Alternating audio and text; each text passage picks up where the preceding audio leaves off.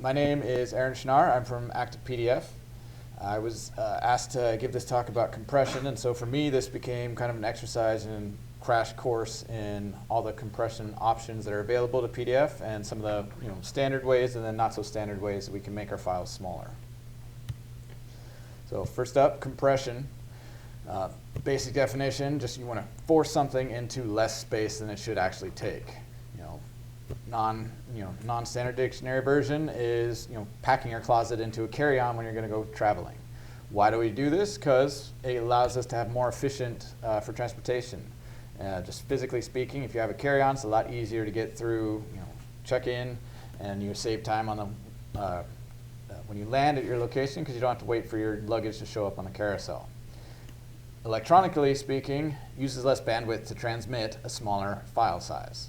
So lots of reasons that we want to get to that reduced file size. Again, technical manager at Active PDF, been there for going on 10 years. One of the first things that clients come to us with often is, I noticed that the file size is larger. How can we make this smaller? So compression is always something that we at Active PDF are concerned about, and I expect that all of you guys have had similar concerns voiced to you or even by you. Takeaways from today is just some basics about PDF objects, focus a little bit more on stream objects and the filtering that they offer, and then talk about the stuff that should be used as soon as we can, which is the PDF 1.5 object streams and cross-reference streams. And then close it up with just a couple tips and tricks that we've used at our company and that have been mentioned through just standard interactions. So PDF objects, not going to spend too much time on these. We have our basic types. The only type that has implicit compression support out of the box is stream objects through the use of filters. Everything else, they don't have any built-in compression support. Stream objects, sequence of bytes, length is theoretically unlimited. Obviously, we do have practical limits like file size and operating system limitations on files. Additionally, streams can be read incrementally, unlike string objects, which have to read up the whole object to be able to read it. And so it just, more often than not, it's going to be a much more efficient method of establishing lots of information. The way they're represented, you have your object definition, you have your string dictionary, set all the values, and then we have our stream keyword, and then the stream data, end stream, and then end the object. Just looking at this, ideally, your stream dictionary is going to have the length.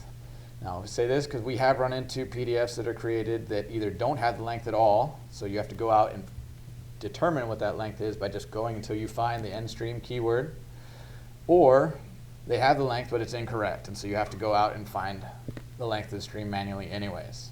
So if you're reading it, just be aware that the length is, if it's there, you will want to just verify that it is the correct length before you assume that that's going to work. And if it's not there, just use the stream and end stream keywords to find that data. Filter allows us to describe what filters were used when we were compressing the stream data in the first place. We'll get into those with the next couple slides. Decode params just lets you specify the parameters that were used when you were encoding the data so that you know what to use when you're decoding the data. And then finally, in 1.5, the DL entry was used. And that lets you specify the decoded data length. And this is strongly specified in the PDF reference that it is a hint only. So if it's there, consider it as a hint, but don't go anything beyond that. Externally, starting with PDF 1.2, we were able to take the stream data and store it in an external file. And so that's where these three dictionary entries come from. We have F, which lets you specify what file that data is going to be found in. F filter, which lets you specify what filters were used for the data in that external file. And then F decode params, which is similar to the standard decode, just says these are the optional parameters. Now, on the topic of compression, we have been asked, doesn't it make sense to pull the stream data out because it's going to make the file a little bit smaller because that data can exist elsewhere? The answer is yes. It can make your file smaller, but you also have the overhead of making sure that this external file stays associated with your PDF And for us, it's just more often than not worth the effort. It just makes more sense to keep the stream data and find other ways of getting the most out of your compression. Filters are handled in stack operating order, so that's last in, first out. When you're encoding it, using our example here, we had the original data, we applied a FLATE encoding, and then we ASCII 85 encoded it. And then that would show up as a filter entry with ASCII 85, then FLATE. So when we want to access it, we need to first ASCII 85 decode it, and then, excuse the typo there, that should be FLATE decode, and then we get to the original data. ASCII filters were originally introduced to allow us to represent binary data as 7-bit ASCII characters. As technology has improved, these are less and less necessary.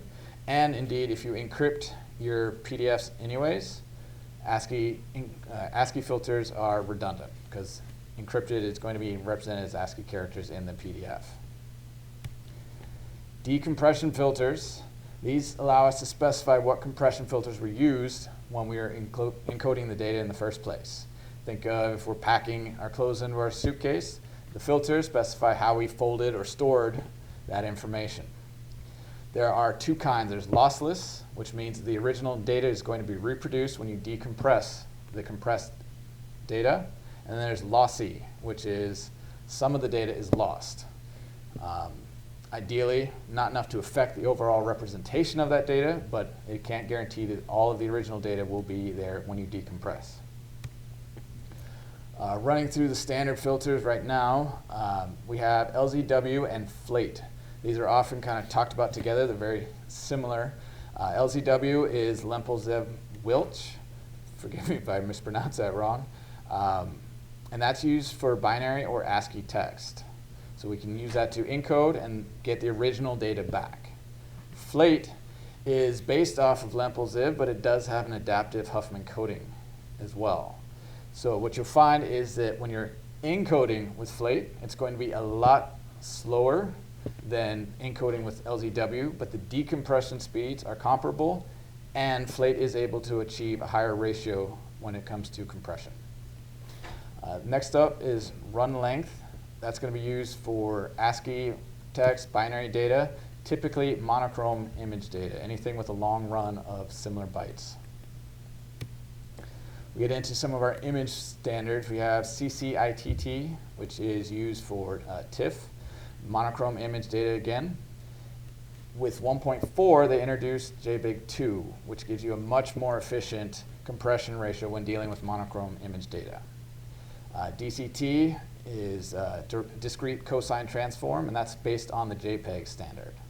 And similar to the JBIG2, in 1.5 they introduced JPX, which gives you, again, more efficient encoding and compression ratios than the DCT. But it does come with the limitation that the client needs to be running PDF 1.5 to be able to understand. All right. Now, we've talked about stream objects. They have access to all of these compression options. Next up, how do we give those same compression options to other objects in our PDF? With 1.5, they introduced object streams, which allow you to compress PDF objects inside of a new type of stream. Primary purpose, allow a larger number of objects out there to be compressed. If they're inside of an object stream, they're going to be called compressed objects. They're referenced using the same syntax we do for all of our indirect references with the object number, generation, and then R. Access to compressed objects does require an alternative way of finding it, either using cross-reference streams, which we'll talk about later, or just being aware of object streams and interacting with them. Not all objects can be placed in the object streams. Obviously, you cannot have a stream object inside of an object stream. You're going to they have their own compression options, so you keep them separate. In addition to those, we have objects with generation number other than 0. Everything in an object stream, compressed objects and otherwise, is going to be implicitly generation 0. So if you free up that object number, you're not going to be able to use it for an object stream or a compressed object. You're going to have to create a brand new object number for those values. And then document encryption dictionary cannot be in an object stream. If it's there and you've got a compressed and encrypted object stream, you won't be able to understand how to decrypt it. So it's like locking your keys in your car and then telling somebody else, here's a brand new car. It's not going to work. And then finally, object representing the length entry in an object stream dictionary. If we don't know how long it is and it's encrypted, they're never going to be able to access that data to proceed with reading up that object stream. A couple new entries. Object streams have all of the standard stream dictionary entries that are available to standard stream objects, but in addition, they have 4 new ones that we want to cover real quick. First up is type. For object stream, this has to be that OBJ_STM value. This defines that object as an object stream. Next up is N. That lets you specify how many compressed objects are in your object stream.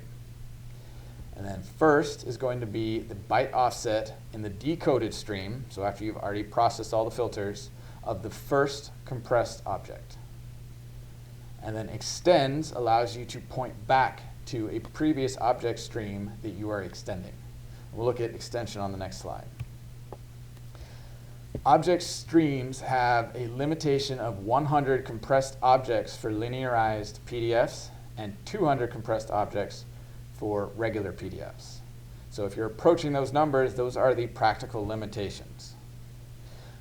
In addition to that, the larger the object stream is, the more data you have to go through to access it. So what you want to do instead is try and group your objects into collections, as they're called in the spec. So think of all the font objects that are used on page 1, or any objects that's used for a specific functionality that is shared across multiple pages. You might store them into one collection to keep everything in one location. If that collection gets too big, you can extend it by creating a second object stream and using that extends value to point back to the original object stream. In addition to that, extends allows us to extend and add new objects into an existing collection so that we don't have to rewrite and duplicate an existing object stream. And so you can use as many of these as you want as long as it forms an acyclic graph. At no point do you want, for example, in this case, object 10 should never point to object 30 as extending, otherwise you get a fun infinite loop going on there. Stream data inside of the object stream. It's going to be, first up, you're going to have a list of n pairs of integers. And those pairs are as follows. The first is going to be the object number. The second one is the byte offset that is relative to the first compressed object. So the first one in that set is going to have the object number of the first object, and the byte offset is 0 because it's the first object. So looking at our example here, we have object 12. It's in object stream. We have the length. We have 4 compressed objects. And the first one is at byte 24. So we get our stream data. We have object 9 as the first object there, and 0 offset. Object 10 is 551 bytes offset from 9, and so on down the line. So this allows us to point out where the objects are inside of the stream, which is important because object values that are stored in compressed object streams do not have the OBJ and OBJ keywords. Those are not present. Only the values are stored in the object streams. Next up, one way of accessing it using cross-reference tables for our stream objects is, the way it works is you would have a compressed object points to, in your cross-reference info, points to the byte offset of the object stream that it exists in. So, but that does mean that the client has to be smart enough to realize that it's an object stream and not the object it's looking for. So for example, let's say a friend came over to help me pack for my trip, and they want to know where are my socks so they can help me pack. I'm the know-it-all in the equation, so I'm going to be the cross-reference trailer, and I say, well, it's in that dresser over there. They're going to have to go through every single drawer until they find the sock that they're looking to pack. So that is me referencing it as a cross-reference table that exists prior to 1.5. If we do it with a cross-reference stream, that will be me saying it's in that dresser in the second drawer. And with the cross-reference streams, we're able to pinpoint exactly where the compressed object resides in the object stream. So we've talked a couple times about streams, so let's dive into those. Introduced 1.5, cross-reference streams allow cross-reference information to be stored in stream objects, which have immediate benefits right off the bat. Compression can now be used on the cross-reference information. It gives us the ability to take all that information stored in the cross-reference trailer and the table and compress it, reducing the file size quite drastically. In addition to that, we have, as we mentioned in the last slide, the ability to directly indicate where a compressed object resides. And so that allows us to be much more efficient about locating and getting to resources that we need. And then finally, cross-reference streams support future addition of new cross-reference types that might be introduced in PDF 2.0, for example. Now, cross-reference information can be directly moved into the cross-reference stream. So the trailer dictionary is going to be switched over to the cross-reference stream dictionary. The cross-reference table info is going to show up as entries inside the cross-reference stream data. And then it is possible, using a hybrid reference file, for PDFs to contain a cross-reference trailer, table, and cross-reference stream. And we'll talk about that in a couple slides. With your cross-reference streams, that start xref value is now going to be the byte offset of the cross-reference stream object as opposed to the traditional xref keyword.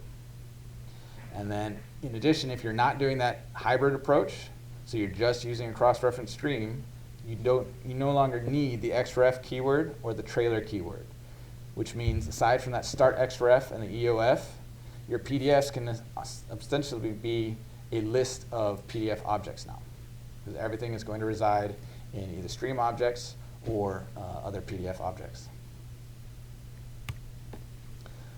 So just like object streams, cross-reference streams have their own new dictionary entries. So looking at those real quick, type is going to be xref. That identifies it as a cross-reference stream. Up next is the index. This is the same as saying what sections exist in the cross-reference trailer. The first number is just going to be what object it starts with, and then how many entries are in that index section. Up next, we have filter.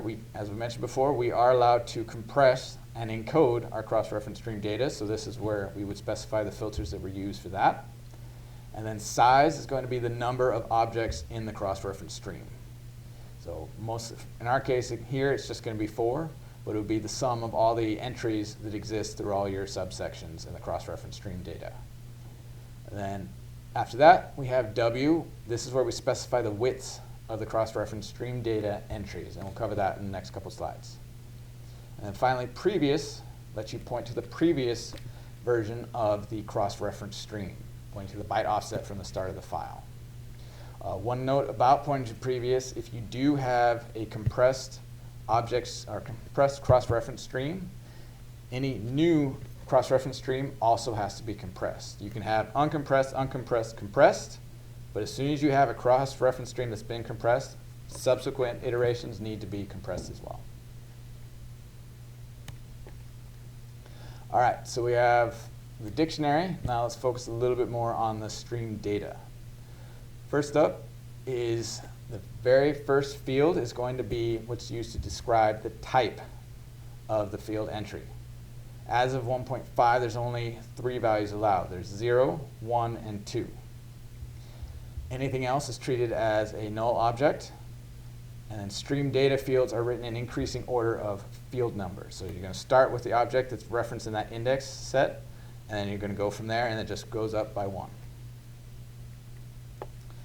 So we talked about that W entry in your cross-reference stream dictionary. That specifies the field width in bytes of your fields. Looking at here, we had 1, 2, and 1. That gives us field 1 is going to be 1 byte wide, field 2 is 2 bytes, and field 3 is, again, 1 byte wide. Looking at the fields themselves, the first one identifies it as a type. If we look at that first one there, which according to our index is going to be object 0, it's type 0. Type 0 is the same as F for free object. It indicates that this is an entry in the linked list of free objects. Field 2 would represent the object number of the next free object, in this case, object 5. And then field 3 is going to be the generation number to use if you use that object again. For 0, just like in our cross-reference trailer, we're going to set that to the max value. We're not going to reuse object 0. Going to the next one, field type 1. This represents an uncompressed object, so it does not reside in an object stream. Field 2 for this one is going to be the byte offset from the start of the PDF file to that uncompressed object. And then field 3 is the current generation number. And again, for most objects, you are going to find that they're going to be generation 0. Going down to object 2, that is going to be type 2. This is where you specify it as a compressed object. Type 2 means it resides in an object stream. Field 2 specifies the object number of that object stream. And then the good part, field 3, the index number of the compressed object inside that object stream. So if we look at the last 3 examples, we can see that object, let's see, that would be 3 there, is another compressed object. It's stored inside object 1, and it's at index 0, 1. So that's going to be the second object in the stream. And then we look at object 4. That is an uncompressed object. We have the byte offset in hex. And then this is a new object, so it's generation 0. And then the final one is a free object.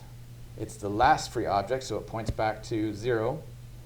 And the next generation number that should be used, if you were to use object 5 in this case, is going to be 8. So here's an example from what it would look like in PDF without all my fancy comments and coding. Just, this one has one subsection, starts with object 3, and has 4 entries.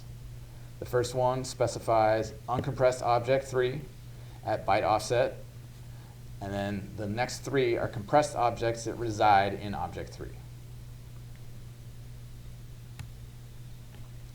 One quick note about encryption: cross-reference streams must not be encrypted, nor can any strings appearing in the stream dictionary. You can have the encrypt entry point to an encrypt object, so that you are allowed to encrypt your PDF still, but the stream itself cannot be encrypted. Again, going back to the idea of locking your keys in the car and giving somebody a car. If they can't access it, they can't do anything with it. So because of that, you aren't allowed to set your filter to crypt. So you can't use crypt handlers in a cross-reference stream. Real quick, hybrid reference files. PDF 1.5 support is required to access object streams via compressed cross-reference streams. So if your client does not run PDF 1.5, it is not capable of accessing that, you either have to approach it from the approach we talked about before, where you have your cross-reference info point to the object streams that your objects reside in, and then the client has to be smart enough to know that this is not my object, it's an object stream, so I need to look inside and find the index.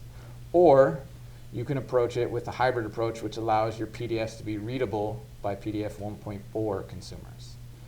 This approach has both a trailer, cross-reference table, and cross-reference streams. Your trailer dictionary is going to have one new entry, and that's going to be that xref.stm. This is going to be the byte offset from the start of the file to your cross-reference stream. Now, this cannot be used in the main cross-reference section, so it'll have to be put into an update cross-reference section. In addition to that, if an object is not found in your standard cross-reference, it'll look for that xref stream and then go look in that stream object. But more importantly, especially considering our talk about compression, is that hidden objects, so objects that reside in that cross-reference stream, have 2 entries now. There is one that's in the cross-reference table that is going to be a free object, and then you have data in the cross-reference stream, which means we're a little bit bloating the size of our PDFs to include entries for both. And so if you want to talk about pure compression, it's going to make more sense to use either just the cross-reference table, or ideally shift everything to the cross-reference stream. You'll be able to get a much higher compression ratio and you won't have the overhead of having to duplicate the entries. Right. Next up, let's talk about a couple of tips and tricks. One thing that we can do is remove whitespace. There is a lot of potential whitespace that can be removed from our PDFs. They will definitely make it less readable as far as opening it up in the text editor, but it will make the output a lot smaller. So if we look at our first example, we have a stream object defined there. And then we look at our second example, I've removed whitespace characters. A couple things to note. Stream still has to have that line feed after the keyword. So this highlights a key point with this. If you're going to remove whitespace, you need to be very careful that you do not break the PDF by removing an absolutely required whitespace character, like in the case of stream, that line feed. And then if you notice inside, we have the first entry. There is a space separating first from 4, length from 60, and 2 from n. So if you were to remove those, that would break the PDF as well. So you just need to be careful about making sure that everything that has a required whitespace character gets to keep that whitespace character. But that being said, we've removed quite a few characters, and even at the end, you notice end stream can be concatenated directly with end object. So there's lots of opportunities to remove unnecessary bytes from our data. Another one is removing duplicate objects. You'll see this with content streams where we have a header or footer or a logo that exists on every single page. If you run across a PDF that has that logo on every single page as its own object, you can just use one object and point everything to that using the X object. Same thing for content like text.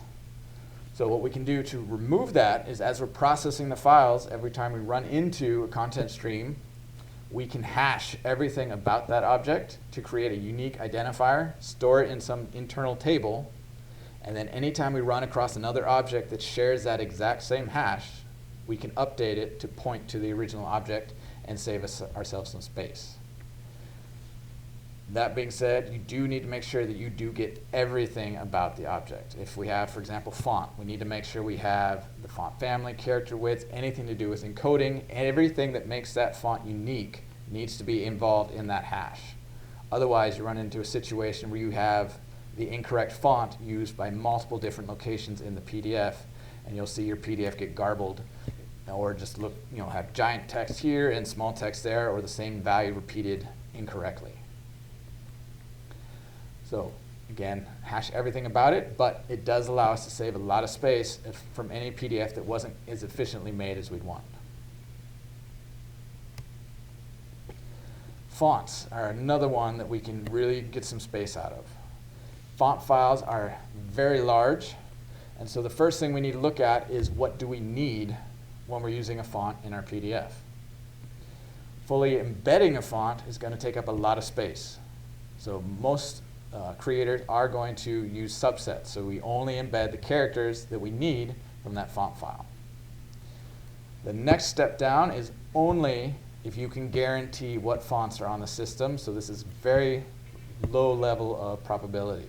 But if you have a closed network where you can guarantee what fonts are available on each client machine, you might get away with not embedding the fonts at all. One quick note about this is, if you do that, if that PDF gets outside of that closed network, your clients are not going to be able to read it because they won't have the necessary fonts to access it. And additionally, and much larger, if you do not embed the fonts, you cannot make that PDF-A compliant without going back to find the fonts used. So for best practices with fonts, it's best to use embedded subsets so you can still create PDF-A compliant files as opposed to removing them. But again, if you know what the client needs are and you can guarantee those fonts exist, as of PDF 1.7, we can not embed those fonts. As of PDF 2.0, font embedding is going to be required. There's not going to be any built-in fonts anymore. Next up, we have another option is, again, until 2.0, when they get rid of the concept of built-in fonts, if you can get away with it, use the built-in fonts. A lot of the times, fonts that are used in our PDFs get substituted with the built-in Arial, Helvetica fonts anyways. So shift to those, save yourself the need to embed those fonts.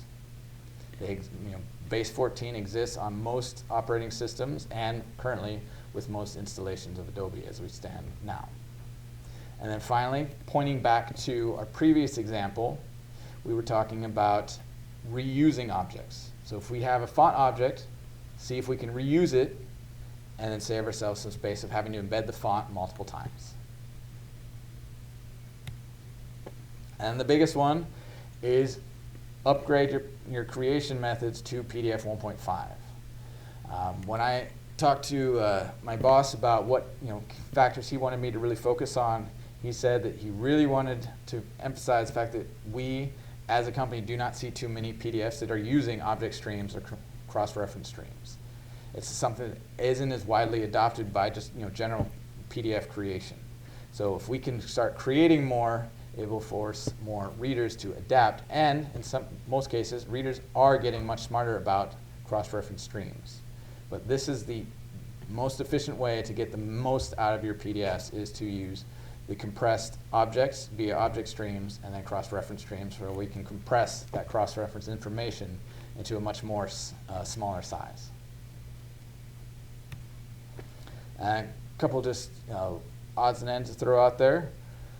If you have duplicate objects, so we have an older generation, we can get rid of the older object if we're not doing anything with revision. If we don't need the older objects to exist for revisions purposes, then we can get rid of them and save ourselves some space there. Color space, this one falls into the realm of you need to know exactly what the PDF is going to be used for.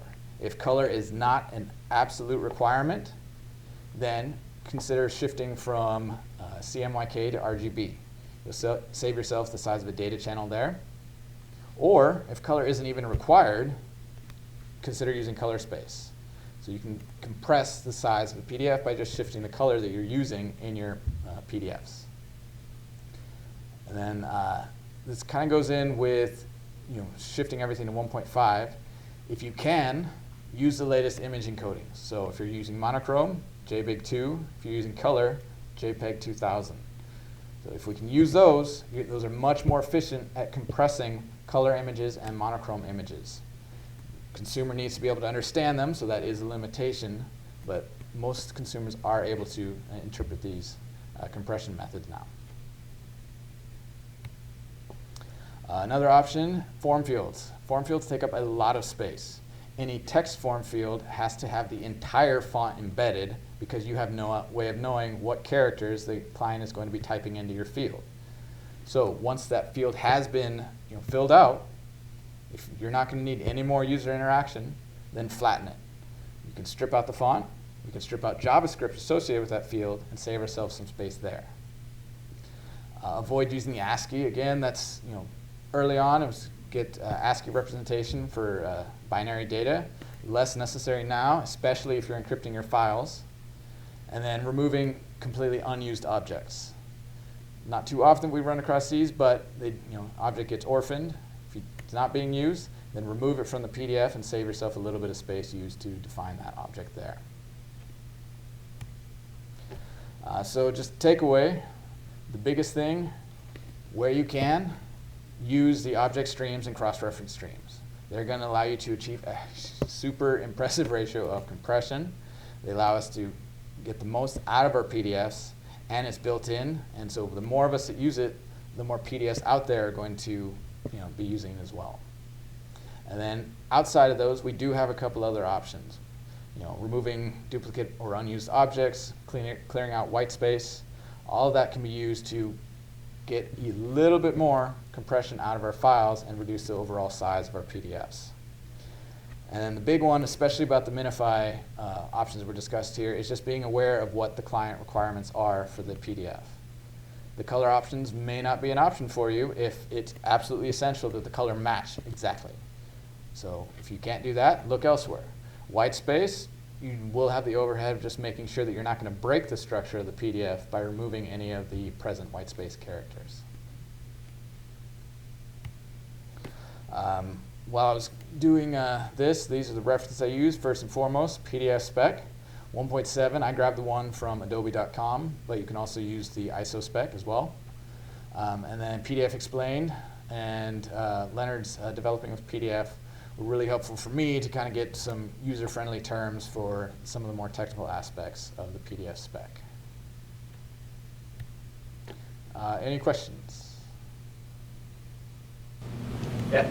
On merging PDFs with a library or other tooling in that, one of the major issues we've run into is duplicate objects, fonts, images, and stuff like that. And I know there's always a risk of doing a deduplication when you're doing a merge. But basically, how do you force, let's say, active PDF, because that's who you're representing?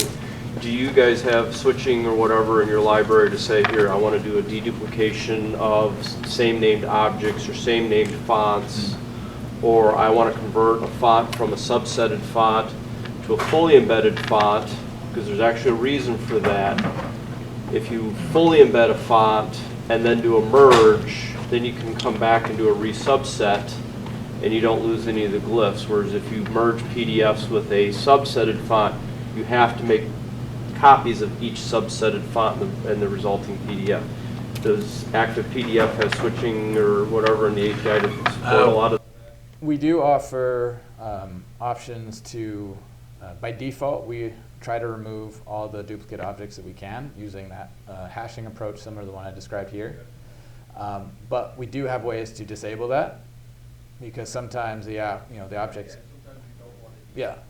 And so often anytime we run into a situation where a PDF behaves just extremely weird when you open it up after we process it, the first thing we do is turn that off to make sure that we're not incorrectly saying that, oh, that's a duplicate and removing a resource that the PDF needs and pointing it somewhere else.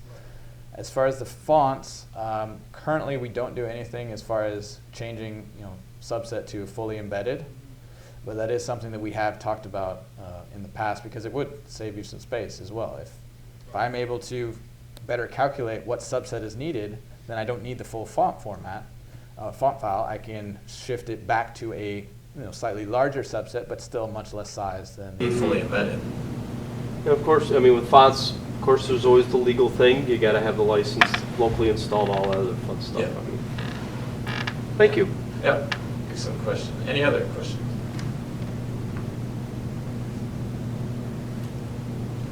All right. Now we've got about 10 minutes till the next session, so thank you very much.